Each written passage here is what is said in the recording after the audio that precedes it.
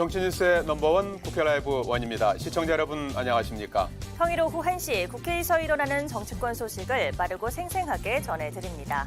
12월 21일 목요일 국회 라이브 원 첫 순서 시작하겠습니다. 먼저 오늘의 주요 뉴스입니다. 한동훈 법무부 장관이 국민의힘 비상대책위원장직을 수락했습니다. 한 장관은 오후에 이임식을 갖고 법무부 장관직을 사퇴할 예정인데 민주당은 입신 양명을 위해 법무행정의 공백을 자초했다며 무책임하다고 비판했습니다. 신당 창당을 시사한 이낙연 전 민주당 대표가 이재명 대표가 사퇴하고 통합형 비대위 체제로 전환된다면 민주당과 대화할 용의가 있다고 제안했습니다. 국회가 오후 3시에 본회의를 열어 내년도 예산안을 처리합니다. 민주당은 오늘 본회의에서 이태원 참사 특별법도 처리에 나설 예정이어서 여야 대치가 우려되고 있습니다. 외교관 출신의 오영주 중소벤처기업부 장관 후보자 인사청문회에서 여야는 전문성 공방과 함께 MB맨으로 불리던 배우자의 이력이 논란이 됐습니다. 경영학과 교수 출신의 강정의 국가보훈부 장관 후보자 인사청문회에서도 보훈 분야 전문성 적격 여부가 도마에 올랐습니다. 오늘 2명의 장관 후보자 인사청문회가 실시되고 있습니다. 특히 오영주 중소벤처기업부 장관 후보자 인사청문회에서는 중기부 장관으로서의 전문성이 있는지 송곳 검증이 이어지고 있습니다. 한편 한동훈 장관이 국민의힘 비대위원장을 수락했다는 소식도 오늘 오전에 전해졌는데요. 취재기자 연결해 자세한 상황 알아보겠습니다. 이소희 기자. 네, 국회 중앙홀에 나와 있습니다. 네, 먼저 인사청문회 소식부터 전해주시죠. 네, 오영주 중기부 장관 후보자 인사청문회에서 야당은 전문성과 도덕성, 책임감 모두 결여된 후보자라고 맹비난했습니다. 야당은 외교부 출신의 오 후보자가 중기부 장관의 자격이 있는지 집중 추궁했습니다. 또 국정원 특별활동비 전용을 지시해 유죄를 받았던 배우자의 문제와 아들에 대한 증여 문제, 자료 미제출 문제도 제기됐습니다. 전문성 지적에 대해 오 후보자는 외교관으로서 우리 기업의 해외 진출을 지원하는 데 최선을 다해왔다고 답했습니다. 여당 또한 편견 없는 인사 선택이었다며 오 후보자에 대한 방어를 이어갔습니다. 강정의 후보자 인사청문회에서는 전문성과 역사관, 논문 표절 등이 쟁점이 됐습니다. 특히 민주당 김한규 의원이 논문 자기 표절 의혹을 강하게 제기하자 강 후보자는 당시 자기 표절의 개념이 명확하지 않아 신경 쓰지 못했다며 죄송하다고 답했습니다. 오영주 후보자에 대해 야당이 지명 철회를 요구해온 데다 강 후보자의 역사관을 두고도 여야 공방을 빚고 있어 청문 보고서 채택까지 난항이 예상됩니다. 자, 이소 기자, 오전에 한동훈 장관의 장관 이임식 소식이 전해졌는데요. 비대위원장직을 수락한 것으로 보이죠? 네, 그렇습니다. 한동훈 장관이 오후에 사직서를 내고 비대위원장직을 수락할 것으로 알려졌습니다. 국민의힘은 어제 상임고문단 회의에서 원로 의견을 모은 것을 끝으로 한동훈 비대위원장 지명에 최종 의견을 모은 것으로 알려졌습니다. 법무부는 오늘 5시 장관 이임식을 진행하고요. 한 장관은 이르면 내일 비대위원장으로 임명될 가능성이 높습니다. 한편 더불어민주당 지도부는 경로당 주 5일 점심 제공 공약을 추진하기 위해 오늘 경로당을 찾았습니다. 지도부가 현장의 목소리를 분주히 들으며 총선 공약 발표에선 앞서 나가고 있지만 총선을 치를 당내 정비는 늦어지고 있습니다.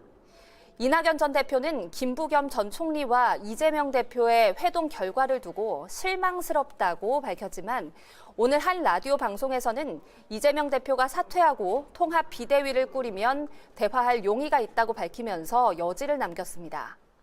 신당 창당 압박에 당내에선 송영길 전 대표 구속 이후 8.6 용퇴론까지 불거지고 있어 총선을 앞둔 민주당 지도부가 어떤 결정을 내릴지 관심이 집중되고 있습니다.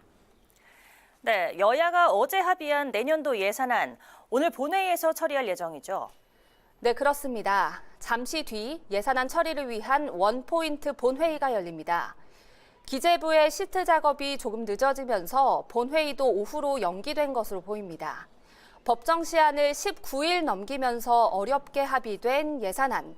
일단 기존 정부안과 비슷하게 657조 규모로 정리됐습니다. 규모는 비슷하지만 여야 요구가 좀 더 반영이 됐습니다. 네, 예산안 합의에 대한 여야의 평가 차례로 들어보시죠. 검찰의 특활비 등 불효불급한 예산을 삭감했고 R&D 예산 6천억 순증, 지역사랑 상품권 발행 및 새만금 예산을 각각 3천억 원씩 증액을 했습니다.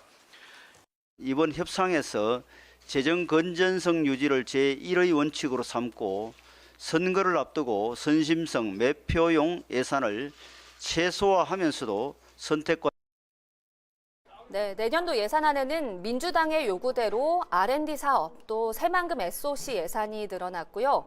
정부 여당의 요구대로 기존 정부안에서 지출을 더 늘리지 않고 예산 규모를 유지하게 되면서 여야 모두 실리를 챙겼다는 평가입니다.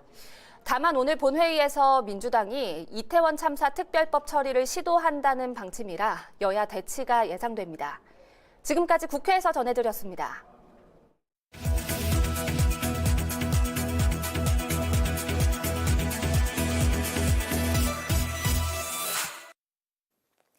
광주와 대구를 잇는 달빛 고속철도 건설 특별법이 오늘 국토위 전체 회의에서 의결됐습니다. 달빛 고속철 특별법은 철도의 원활한 건설을 위해 예비 타당성 조사를 면제하는 것을 골자로 하는데 정부의 반대로 계류됐다가 여야 합의로 관철됐습니다. 여야는 철도 요령을 복선화하는 규정과 주변 지역의 개발 예타 면제 조항을 삭제해 국토부가 사업 과정에서 결정할 수 있도록 수정했습니다. 국민의힘은 더불어민주당이 의대에서 지역의사 선별 전형으로 학생을 뽑는 지역의사제법과 각 지역에 공공의대를 설립해 지역의료 인력을 확충하는 내용의 공공의대법을 강행 처리한 데 대해 총선 겨냥 입법쇼라고 비판했습니다. 윤재우 국민의힘 대표 권한대행은 해당 법안들은 직업선택 자유를 침해한다는 위헌 논란이 있어 신중히 다뤄져야 함에도 민주당이 또다시 입법 폭주 페달을 밟고 있다고 지적했습니다. 특히 정부가 추진하는 의대 정원 확대에 대해 의사들의 반발이 심한 상황에서 이 법안들은 의사들을 벼랑 끝으로 몰아 결국 정원 확대를 무산시킬 수 있다고 우려했습니다.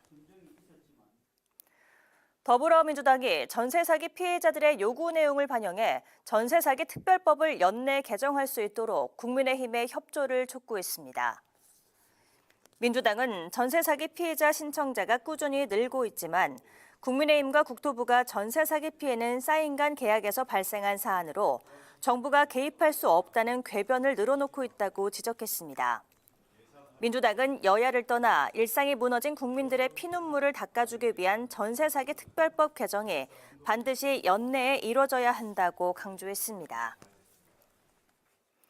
국회 입법조사처가 국무위원의 국회 출석은 헌법상 의무라며 현행 제도를 개선해 국민의 알 권리를 충족시켜야 한다고 조언했습니다.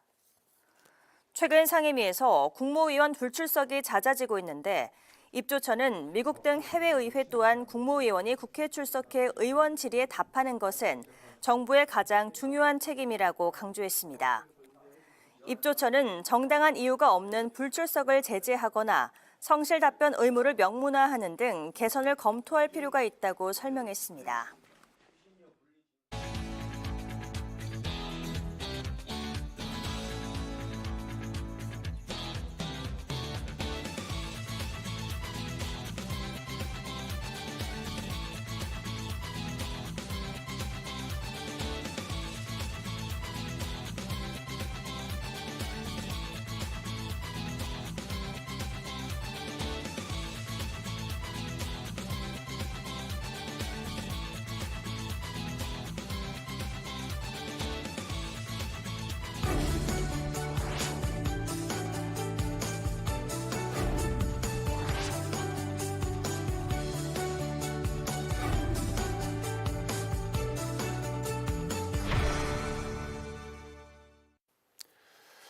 네, 여야가 내년도 정부 예산안에 극적으로 합의하면서 오늘 오후 국회 본회의 통과가 예상되죠. 헌법이 정한 시한이 12월 2일을 한 19일 정도 넘긴 지각 처리지만 지난해 12월 24일보다는 예산안 처리를 조금 앞당긴 것은 그나마 다행입니다. 정정당당 김희정, 김유정 전 국회의원과 정치권 현안 짚어보겠습니다. 안녕하십니까? 네, 안녕하세요. 자, 오늘 지금 3시에 열린다고 합니다. 네, 본회의에서 657조 규모의 내년도 예산안 이제 처리가 이제 임박했습니다. 작년보다는 조금 더 앞당겨졌지만 원래 12월 2일에 처리됐어야 되는데 역시 네. 올해도 지각 처리되는 것 같습니다. 그동안에 뭐 쟁점이 됐던 내용들 그 부분에서 이제 서로 주고받기 좀 한 것 같아요. 그래서 네. 야당이 요구했던 네. 뭐 새만금 예산이라든지 지역 화폐라든지 뭐 R&D 예산 이런 부분에서 조금씩 이제 늘렸고 정부 입장에서는 이제 원자력 예산 이걸 좀 이제 원안대로 좀 지켰고 그다음에 뭐 재정 지출 증가율을 이제 최대한 좀 억제해서 2.8% 네. 작년보다 늘리는 네. 수준에서 건전 재정이라는 어떤 기조를 네. 유지한 거 이렇게 해서 이제 주고받게 된 것 같은데 전체적으로 어떻게 저 총평을 좀 해주신다면요? 좀 전에 말씀하셨듯이 건전 재정 기조를 유지해서 정부가 제출했던 총액에는 변함이 없도록 한 거는 굉장히 이제 잘 합의가 된 것으로 보입니다. 예. 왜냐하면 정부 제출에서 내용은 좀 바뀌었어요. 그러니까 대신 깎은 만큼 이제 그만큼만 늘려서 선거 앞두고 이렇게 예. 과도하게 막 선심성 예산하거나 뭐 그런 거는 하지 않는다라는 부분을 지킨 거는 잘된 부분인 것 같습니다. 예. 그리고 역시 R&D 부분에 있어서도 세부 내역을 뜯어보면 막 나눠 먹기식으로 이렇게 하는 게 아니라 원자력 예산이라든지 그리고 새로운 신기술과 관련된 기구 도입이라든지 예. 이런 식으로 나눠 먹기가 아니라 이렇게 선택과 집중할 수 있도록 한 부분은 또 눈여겨볼 부분인 것 같습니다. 그런데 이제 안타까운 거는 예. 헌법에서 날짜를 정하고 있어요. 네. 예, 회계 개시 30일 전에 하도록 되어 있는데 그 헌법도 안 지키니까 국회 선진화법을 만들어 가지고 이제 며칠 이상 못 지나게까지 했거든요. 예. 그런데 이번 국회 임기 4년 동안 3번을 다 어겼습니다. 네. 헌법과 국회에 관련된 법을 3년째 계속 어기고 있다는 거고요.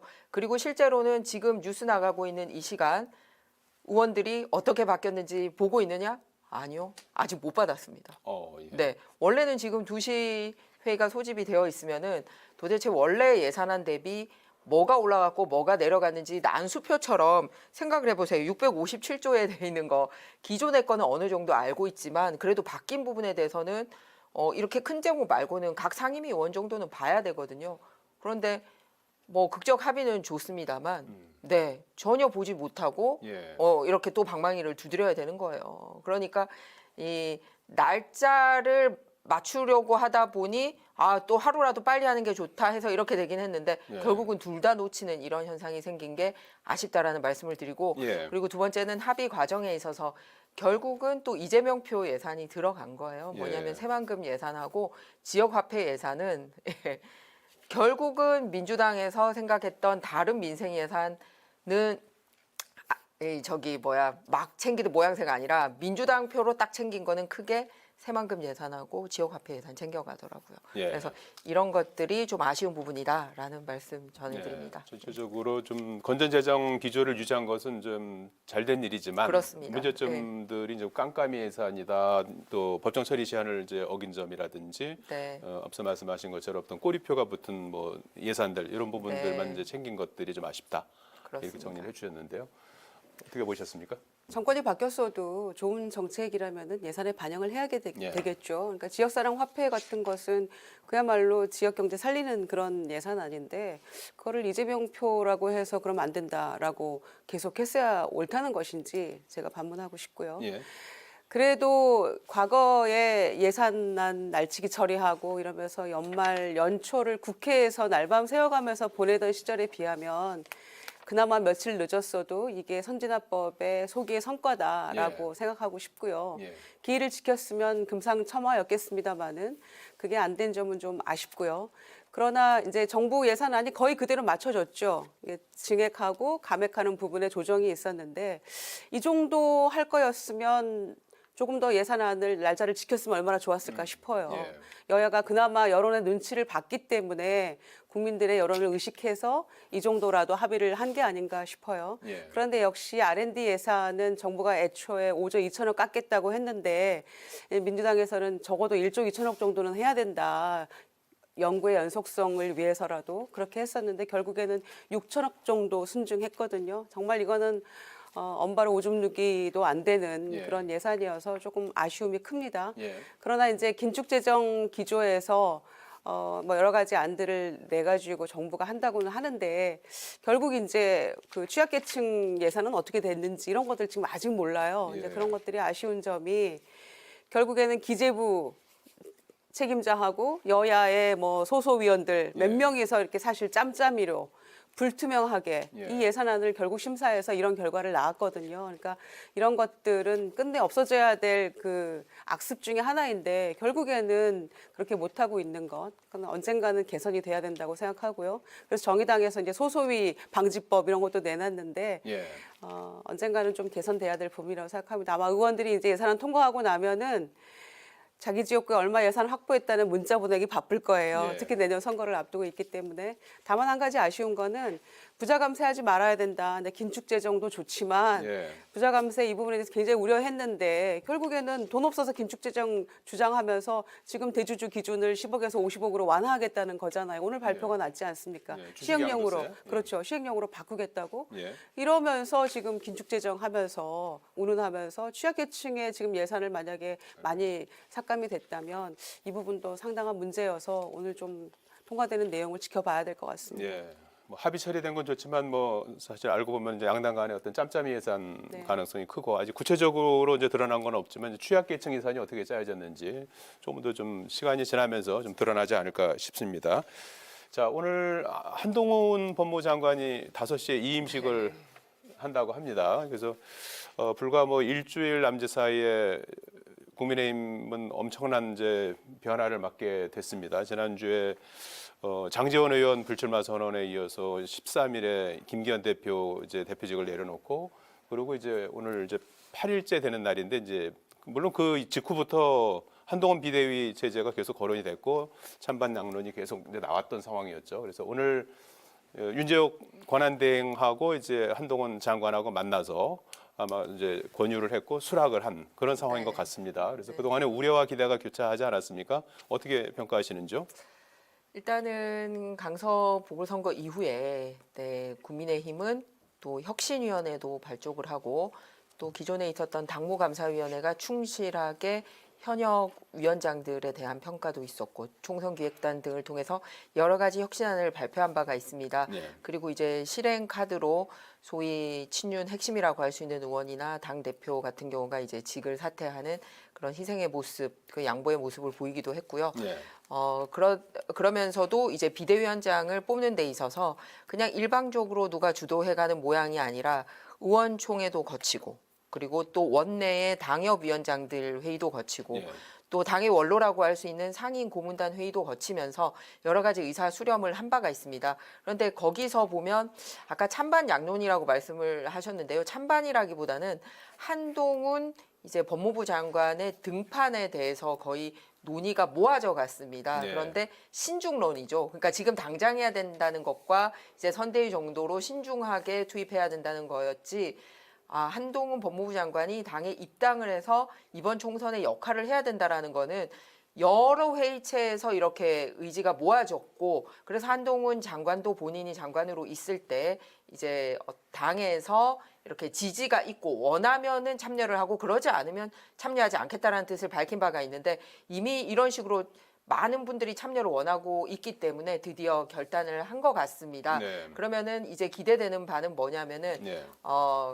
저쪽은 계속 이제 혁신하고 바꾸자고 얘기를 해도 민주당 같은 경우는 계속 사당화 논란이 있고 어느 때보다도 당내 민주주의가 무너지고 있다라는 얘기가 이제 전직 당 대표들 사이에서 계속 나오고 있는 상황입니다. 예. 그런데 이제 국민의힘 같은 경우는 이제 당원들과 당 집행부와 일반 당원들이 원하는 얼굴로 이렇게 등장을 하다 보니 새 얼굴과 이제 소위 구태 정치인 간의 이런 새 대결로 총선의 국면이 전환되는 그런 효과가 있을 수가 있습니다. 예. 또 하나는 이제 중도층 같은 경우에 여전히 어느 정도 지지하지 않고 있었던 그런 중도층에게 어느 쪽이 더 혁신하고 변화하려고 하는지에 대한 메시지를 이 사람을 통해서 보여줄 수 있기 때문에 지금까지 상당히 이제 국민의힘이 좀 고전하고 있었습니다만 이런 혁신의 과정을 통해서 국민들의 마음을 얻어나가는 모양새고 그게 이제 한동훈 비대위원장의 이제 취임으로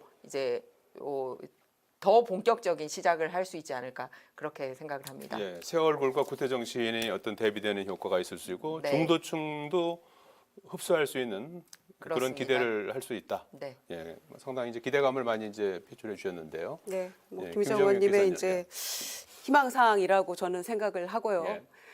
그러니까 취임 이후 1년 반, 1년 7개월째 접어들었는데 두 번째 비대위입니다. 이게 정상은 아니거든요. 게다가 더 비정상인 것은 오늘까지 법무부 장관 하다가 오후에 갑자기 비대위원장으로 이제 가는 거잖아요. 그 뭐 절차 법적 절차 조금 예, 남아 있죠. 이런 상황들이라는 것이 좀처럼 상식적으로 납득하기 어려운 이런 상황이죠. 또 오죽하면 홍준표 대구시장도 그렇게 되면 대통령 직할 체제로 가는 거다라고 일갈하지 않았습니까? 그런 점에서 과거에 그런 얘기도 했었죠. 홍준표 시장이 내가 정치했지만 검사 물 빠지는데 8년 걸리더라 그런 얘기했는데 그렇다면 윤석열 대통령은 검사 물 빠지기 전에 대통령 임기가 끝나는 거고요. 자, 한동훈 장관은 검사하다가 이제 비대위원장 가는 겁니다. 사실 법무부 네. 장관은 1년 반 거쳤지만은 그냥 과도기적인 그런 어떤 자리였다고 보여지고요. 그런 점에서 상명하복이랄지 검찰 동일체 원칙이랄지 이런 것에 익숙한 한동훈 장관이 과연 본인이 선언한 바대로 자기는 공공선을 위해서 일해왔고 맹종하지 않는다라고 선언했습니다마는 과연 그렇게 할 수 있을까? 못한다. 저는 이렇게 규정합니다. 예. 인유한 위원장이 혁신위원장으로 왔습니다마는 나라님 얘기하고 월권 할 수 없다라고 얘기했을 때 이미 끝났거든요. 예. 그런데 한동훈 장관의 이 모습은 어제 원로회의에서 뭐 이순신 장군까지 비유가 나왔던데 그건 네. 정말 심하다. 12척의 배 이런 얘기 했는데 왜 12척밖에 안 남았는지에 대해서 상임 고문들께서 대통령이 문제다라고 얘기를 지적해 주시는 게 저는 그게 순리이고 상식일 것 같은데 이분들이 한동훈 장관을 그렇게 한비어천가를 부르면서 이렇게 했다는 것에 대해서 조금 놀랐고요. 그래서 그런 점에서 한동훈 장관이 맹종하지 않는다라고 얘기했습니다마는 이미 그런 기류를 보이고 있다 이렇게 생각합니다. 인유원 위원장이 뭐 나라님 월권 얘기했을 때 이미 끝났다라고 제가 말씀드린 것처럼 한동훈 장관이 이렇게 얘기합니다. 김건희 특검법에 대해서 악법이라고 규정을 합니다. 네. 그리고 그 명품백에 대해서 뭐라고 얘기했습니까? 몰카 공작이라고 얘기를 합니다. 네. 자, 이미 그것은 맹종할 준비가 되어 있다는 걸 국민들에게 선언하는 것과 다름없다. 그래서 출발도 하기 전에 이 비대위는 삐걱거릴 수밖에 없다라고 생각하고요. 보십시오. 이준석 전 대표서부터 김기현 대표 이르기까지 그리고 중간에 유력한 당권 주자들을 다 날리고 한동훈 띄우고 그런데 그 한동훈 비대위원장이 과연 살릴 수 있을 것인가. 이 부분에 있어서는 저는 불가능할 것이다 이렇게 생각하고요. 어쩌면 총선 전에 제3의 비대위가 또 구성될 수도 있다라는 보수 측 인사들의 우려도 있습니다. 그런 점에서 보수 언론 오늘 아침에 사설에서도 얘기하지 않았습니까? 언행이 부적절한 한동훈 장관이 과연 비대위원장 잘할 수 있을 것인가 이렇게 우려하고 있거든요. 예. 그런 점에서 본인이 뭐 기자들 질문하는 기자들 향해서 뭐 검사하면 잘하겠어요라고 모독하지 않았습니까? 그리고 엊그제는 그 명품백에 대해서 질문하니까 그거 민주당에서 질문하라고 시켰나요? 뭐 이런 취지로 얘기를 했어요. 자, 서초동 출입하는 법조 기자와 국회 출입하는 기자들은 예. 정치권의 기자는 확연히 차이가 날 겁니다. 겪어보면 아 이거 장난이 아니구나라고 한동훈 장관 생각할 텐데요. 가만두고 보지 않을 거라고 생각하고 모든 현안에 대해서 그런 식으로 이제 답하지 않고 어제처럼 이제 그제 말 많이 했으니까 어제 지나간다 이렇게 또 발뺌하지 않았습니까? 그런 식으로 비대위해서는 희망이 없다라고 생각합니다. 예. 한동훈 체제에 대해서 상당히 이제 비판적으로 말씀을 해주셨는데요. 네. 그 직할 체제가 될 수밖에 없을 것이고 검사물 빠지는데 시간이 많이 걸려서 결국은 출발부터 삐걱거릴 것이다. 이렇게 이제 말씀해 주셨는데 거기에 대해서 네. 좀 반론을 하시고 한 말씀씩 더 하실까요? 네. 예. 지금 검사물 빠지는데 그렇게 저 시간 걸린다고 얘기했는데 검사도 아니면서 검사 사칭하신 분을 민주당 당대표 지금 하고 있습니다. 그러니까 듣는 국민들이 굉장히 좀 안타깝게 생각할 것 같아요. 그런 부분은. 그리고 또 하나는 저도 그렇고 우리 김유정 의원님도 그렇고 이제 우리 둘 다 입법부 출신이긴 합니다만 최근 들어서 입법부의 신뢰가 굉장히 바닥에 떨어졌어요. 그래서 사실 여러 기관에서 이제 공공기관에 대한 신뢰도 조사를 하면은 그렇게 이제 막 공격을 하는 검찰이나 행정부보다도 국회가 신뢰도가 반도 안 나오는 그런 지경에 이르렀어요. 그래서 저도 정치인으로서 굉장히 안타깝게 생각합니다. 그러다 보니 과거에는 오히려 여의도 경험이 있어야지 이런 정치적인 지도력이 있다라고 대부분의 국민들도 그렇게 믿고 소위 정치하시는 분들도 그렇게 믿었는데 오히려 지금은 이런 더러운 판의 정치 경험은 없는 게 더 낫지 않느냐. 그렇기 때문에 다른 기관에서라도 지도력을 이렇게 양성해온 사람이 올 수밖에 없는 이런 알겠습니다. 상황이 된 겁니다. 예. 그리고 말씀드렸듯이 그냥 누구의 임명에 의해서 오거나 자기가 당대표 되려고 당원 당규까지 바꿔가지고 그 당대표 시키는 쪽하고 몇 날 며칠을 정말 여러 가지 회의체를 소집해가지고 아, 이 사람을 국민이 원하는구나 하고 비대위원장을 이렇게 그 임명한 케이스는 굉장히 다르다. 어느 쪽이 더 혁신하려고 정말 할 수 있는 모든 노력을 다 하고 있는지 저는 분명히 국민들이 평가해 줄 거라고 생각합니다. 예. 꼭 민주당을 끌어서 얘기하시는 거는 이 정권의 DNA인 것 같아요. 예. 그리고 의원총회 열고 의원하고 당협위원장 연석회의하고 어제 상임고문들 하는 것은 그냥 한동훈 체제를 만들어가기 위한 빌드업일 뿐이지 예. 그게 무슨 여러 대안 중에 한 명을 선택하는 것도 아니었잖아요. 그리고 한동훈 장관이 뭐 세상의 모든 길은 처음부터 길이 아니었고 만들어가는 거다 함께 이런 얘기하면서 이제 소설 루신의 소설까지 이렇게 대목을 인용하면서 했는데 그 길의 끝은 절벽일 겁니다. 그리고 예. 그 길의 끝은 참패로 가는 길일 거예요. 알겠습니다. 어쨌든 뭐 총선이 임박했으니까 그 모든 것에 대한 평가는 국민들로부터 나오지 않을까 이렇게 이제 싶고요. 그 한동훈 이제 비대위 체제가 아마 이제 이달 말쯤 이제 출범을 하겠죠. 저 전국위원회 뭐 거쳐서 이제 의결하고 네. 임명하는 절차가 남아 있으니까요. 그래서 근데 그 전에 28일에 민주당은 이제 쌍특검법을 통과시킬 태세입니다. 통과시킬 것이 확실시되고 있어서 아마 한동훈 비대위 체제가 처음으로 맞닥뜨릴 대화 관계에 있어서는 특검법 문제가 될 것 같아요. 그래서 이것을 이제 어떻게 할 것인지 본인은 일단 뭐 독소 조항이 많은 악법이다 이렇게 이제 얘기를 해서 아마도 이제 이게 이제 총선 이후에 뭐 독소 조항이라고 하는 부분을 좀 수정한 상태에서 할 수 있다 이런 취지로 읽히고 있고 민주당에서는 한동훈식 내로남불이다 이렇게 이제 맞서고 있는 상황이거든요. 이 문제는 어떻게 특검을 보시는지요? 예. 하고자 하는 이유 자체는 진실 규명이지 않습니까? 뭐가 정확하게 옳고 그른지 따지려고 하는 건데 예.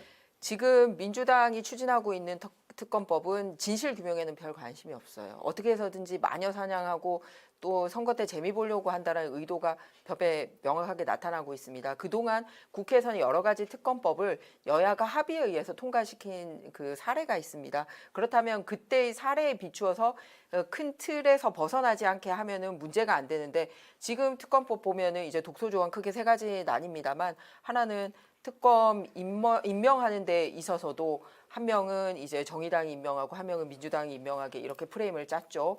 그렇게 하지 않고 중립적인 기관인 대한변협이라든지 특검 추천위원회 같은 데서 할 수 있도록 해야 되는데 뭐 그렇게 자신이 있으면 중립적인데 맡겨야지 왜 꼭 자기들한테 입맛에 맞는 사람들 임명하려고 그렇게 하는지 그 부분이고요. 또 두 번째는 주가 조작이 문제라면 명확하게 주가 조작과 관련된 걸 하겠다라고 적시를 하면 되는데 그게 아니라 마치 김건희 여사에 대해서는 모든 별건 수사를 다 할 수 있게 이런 식으로 해서 이름은 이제 주가 조작 때문에 시작한 것처럼 합니다만 어떤 사람에 대한 신상털기 모욕 주기로 하려는 거는 특검의 원칙에 어긋난다라는 말씀을 드리고요. 그리고 세 번째는 예. 민주당 스스로가 바꾼 법이 있습니다. 이 조국 장관이 장관 되고 난 다음에 검찰 수사 훈령을 바꾼 적이 있는데 기소 전에는 어떤 그 혐의 사실 내용이라든지 수사 진행 상황과 관련돼서는 누구에게도 발표해서는 안 된다고 예. 자기들이 그걸로 이제 소위 최순실 특검 때 재미 보고 나서 이 정권 잡고 나니까 본인들이 공격받으니까 이걸 조국 장관이 자기 장관할 때 이 검찰 수사 훈령을 바꾼 바가 있어요. 그래놓고서는 그 훈령에 위배되는 내용을 특검에 넣으려고 합니다. 그래서 이런 독소 조항은 과거 여야 합의에 의했던 법대로 바꾸면 좋겠고요. 그리고 정말로 진실 규명을 하고 싶으면 지금처럼 이렇게 왜곡될 수 있는 시기가 아니라 새롭게 알겠습니다. 국민들에게 예. 지지받아서 뽑히는 국회가 됐을 때 예. 정정당당하게 진실 밝히면 되지 않겠습니까? 예. 자, 김유정 의원님. 아니, 그럴 거면 총선 즈음에서 이렇게 하게 만들지 말고 나몰라라 하면서 뭉갰었잖아요. 빨빨 당겨서 올 초에라도 했으면 좋았죠. 예. 4월 27일 날 이제 이렇게 그 상정이 되고 나니까 그때서야 막 박영수 특검 과거 특검에 대해서 그 대장동 50억 클럽 멤버들에 대해서 압색하고 막 이렇게 하지 않았습니까?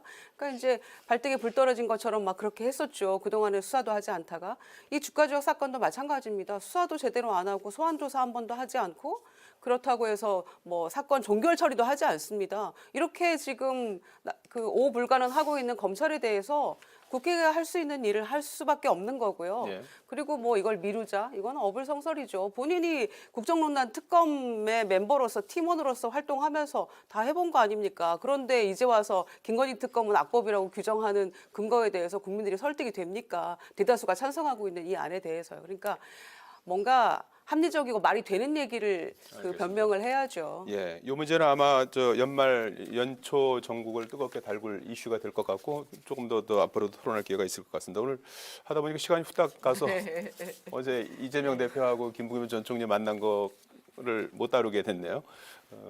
또 뭐 다음에 또 이 문제는 또 다룰 수 있었으면 좋겠습니다. 오늘 말씀 여기까지 듣겠습니다. 고맙습니다. 네. 고맙습니다. 예, 정정당당 김희정, 김유정 전 국회의원과 함께했습니다. 국회 라이브는 내일 오후 1시에 찾아뵙겠습니다. 시청해주셔서 여러분 고맙습니다.